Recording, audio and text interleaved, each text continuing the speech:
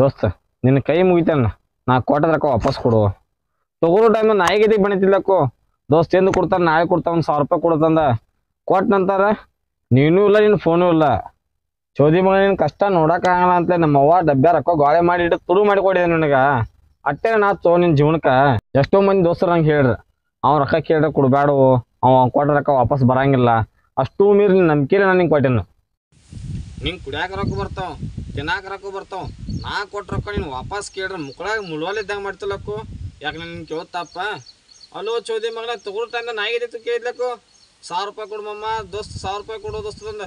ಕೊಟ್ಟನಂತ ತಿಳಿಯಂಗಿಲ್ಲ ನಿಂಗೆ? ನಿನ್ನ ಮನುಷ್ಯನಾಗ ಐತಿಲ್ಲೋ ಆ ಹುಟ್ಟು ಸುಳ್ಳು ಮಂದಿ 1000 ರೂಪಾಯಿ ತಗೊಂಡು ಕೊಡ್ಬೇಕನ್ನೋ ಮನೋಭಾವನೆ ಐತಿ ನಿನಗೆ. ಅಲ್ಲೋ ನನ್ನ ರೊಕ್ಕ ತಗೊಂಡು ನನಗೆ ಮಂದಿ ಮುಂದೆ ಬೈತಿಲ್ಲಕ್ಕು. ಆ ಚೋದಿ ಮಗ 1000 ರೂಪಾಯಿ ಕೊಟ್ಟ ಅಂದ್ರೆ ನಾ ಮಾತಾಡ್ದೆ ಅಂದ್ರೆ ನಿಂಗೆ 1000 ರೂಪಾಯಿ ಕೊಟ್ಟದ್ದು ನಮ್ಮ ಅವ್ವ ಗೊತ್ತಾಗಿ ಡಬ್ಬೆನ ತೆಗೆದು ಕೊಡಿ ಅಂತಂದು ಚಪ್ಪಲ್ಗೆ ಸಗಣಿ ಹಚ್ಚಿ ಬೆಳೆದಾಳ ನಮ್ಮ ಅವ್ವ. ಊರ್ ಲೆಕ್ಕದ ನಮ್ಮ ಅವ್ವ, ನಾನು ಊರ್ ಲೆಕ್ಕದ ತಂದು ಕೊಡೋ ಪೆಸರತ್ತ ದಿನ ಬೆಳಿಗ್ಗೆದ್ದು ಬೇಸ್ಕೋಬೇಕಾಗೈತೆ. ನಾ ಆ ಸಂಸ್ಕೃತ ಭಾಷೆನ ಕಡೆ ಕಿವ್ಯಾಗ ಕೇಳಕ್ಕಾಗತ್ತಿಲ್ಲ ನನಗೆ. ಅಷ್ಟು ತ್ರಾಸ ಆಗೈತೆ.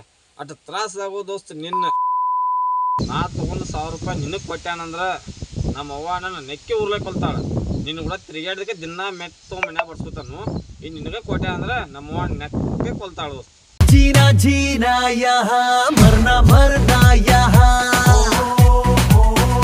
ದೋಸ್ತ ತಿಳ್ಕೊರು, ನನಗೆ ನಮ್ಮ ಮನ್ಯಾಗ ಕಿಮ್ಮತ್ತು ಕೊಡತ್ತಿಲ್ಲ. ಇನ್ನು 1000 ರೂಪಾಯಿ ಒಂದು ಹೋಗೈತಿ, ಅದಕ್ಕೆ ನನ್ನ ಜೀವ ತಿನ್ನೋದಾರು.